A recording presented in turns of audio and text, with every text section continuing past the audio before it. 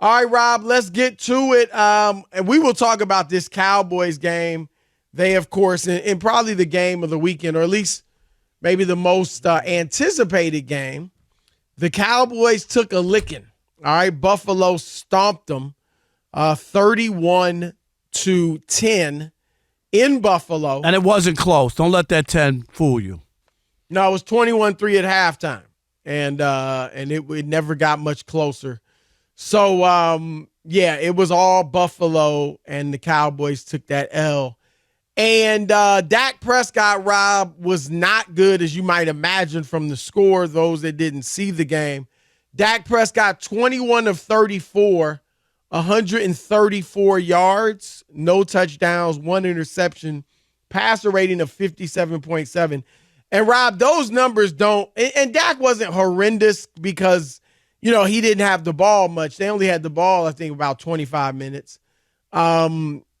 He wasn't good, but it wasn't like he was out there. He was just horrible.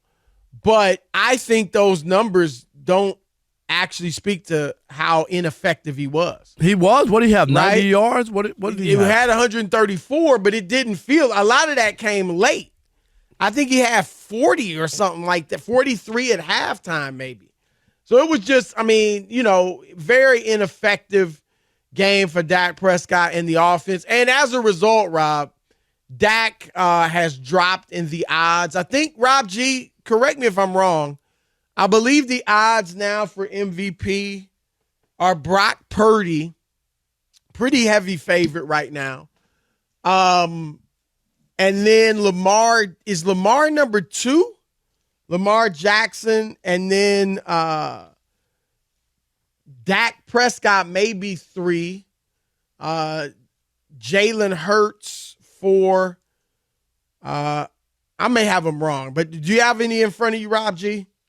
Yeah, according to Lamar Mitchell and BetMGM, Brock Purdy, the heavy favorite, minus 200. Lamar Jackson 2nd, Dak Prescott 3rd, Josh Allen 4th, Jalen Hurts 5th. All right, so I was right with my top 3. Yeah, so Dak falls from 1st heading into the game to 3rd. And I think the biggest thing, right, he doesn't control his destiny as far as MVP anymore. Like, he could play very well from here on out, but if Lamar or Brock Purdy plays really well, I think they're going to get Chris, it. I'm with you. He was eliminated yesterday. That was well. Let me ask you: what if? And I think that's a valid point. We can flesh that out too. But what if Lamar or Brock Purdy struggles?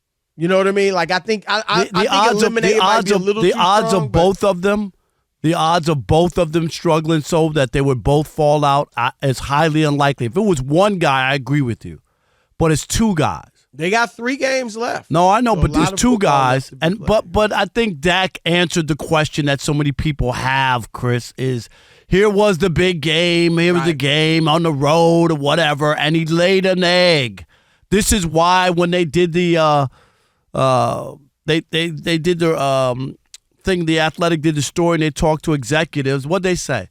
We want to wait. Oh, yeah. We want to wait and see. Right. That's what they said, Chris. They didn't go, oh, he's playing great. Oh, I don't care about what happened last year. I don't care about what happened 3 years ago. No, they said, we want to wait until we see him in the big game. And what happened?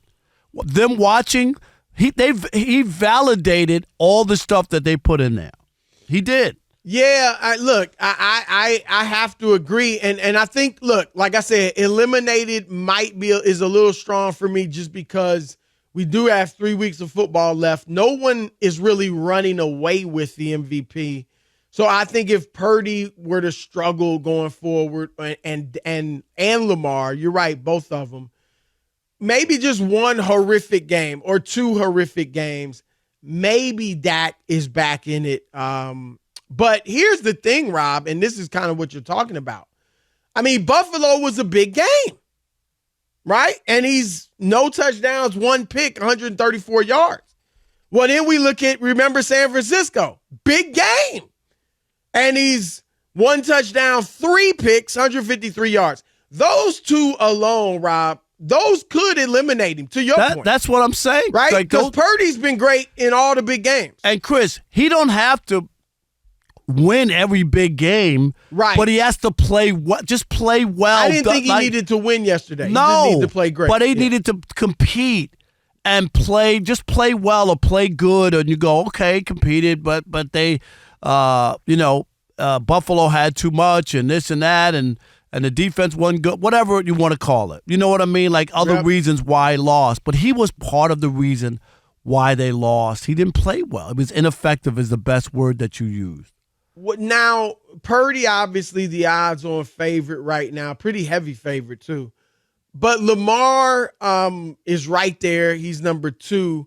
And here's the interesting thing about Lamar. I do think, Rob, I think Lamar, I think Patrick Mahomes, even in this down year, and I would add in Josh Allen, although his team hasn't won enough. All 3 of them are more, quote-unquote, valuable to their teams than Brock Purdy. Brock Purdy, I think, is having a great year and would be my guy right now. But Lamar carries that team. Mahomes carries that team. Without those 2 quarterbacks, those teams aren't nearly as good. They're not contenders. There's no way they're contenders. And then Josh Allen, they're still fighting to get in the playoffs, but he obviously, really is the heavy part of their offense and the driving force behind it.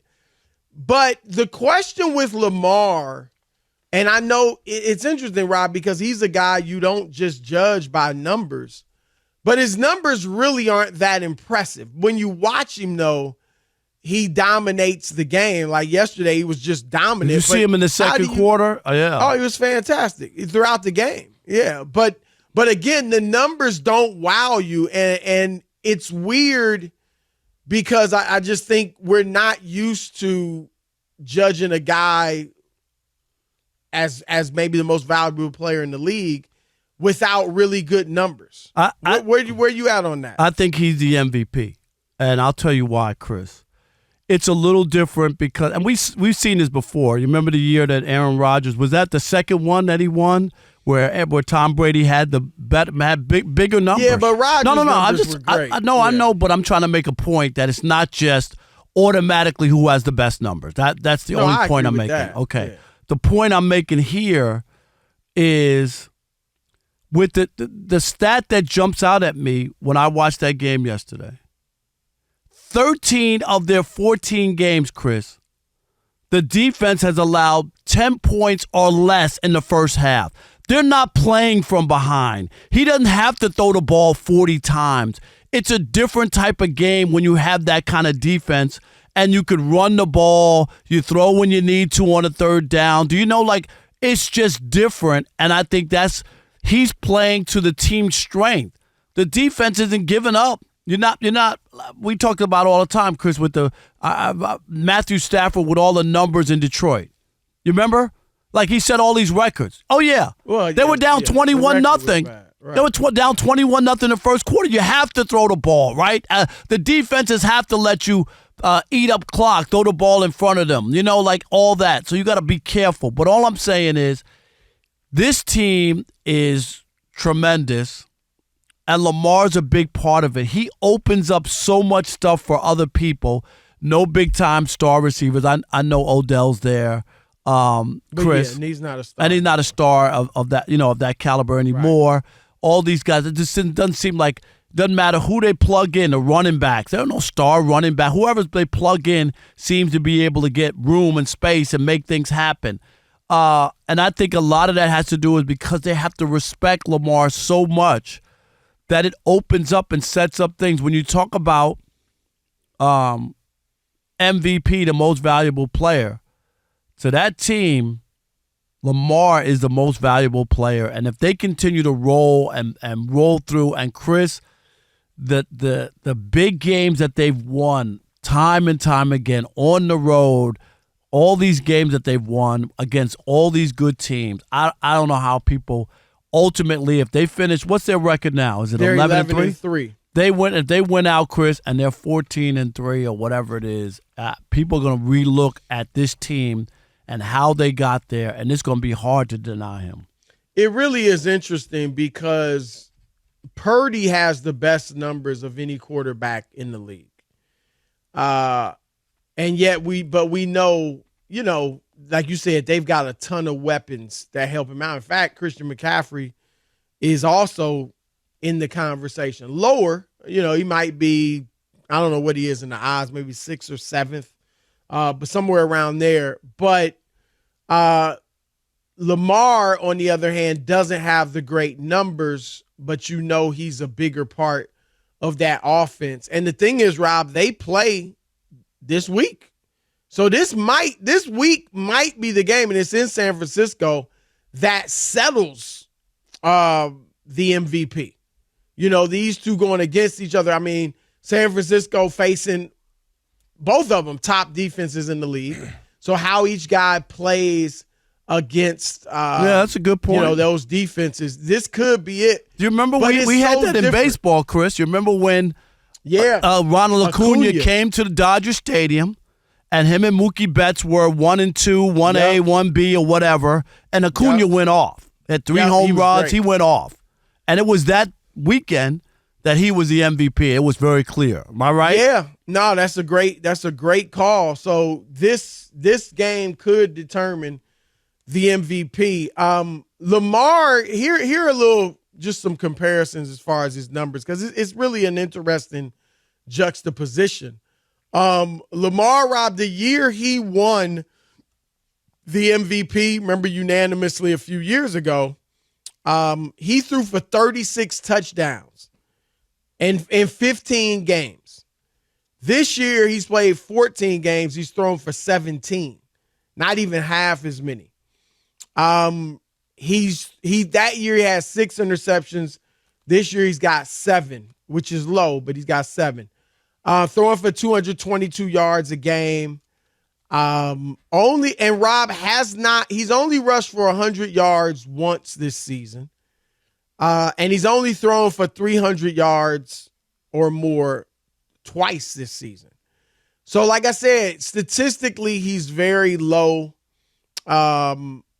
But yet his impact on the game is incredible. So it's interesting. Like I said, you got the one guy with great numbers who's having a great season, but is not like the sole focal point of their offense.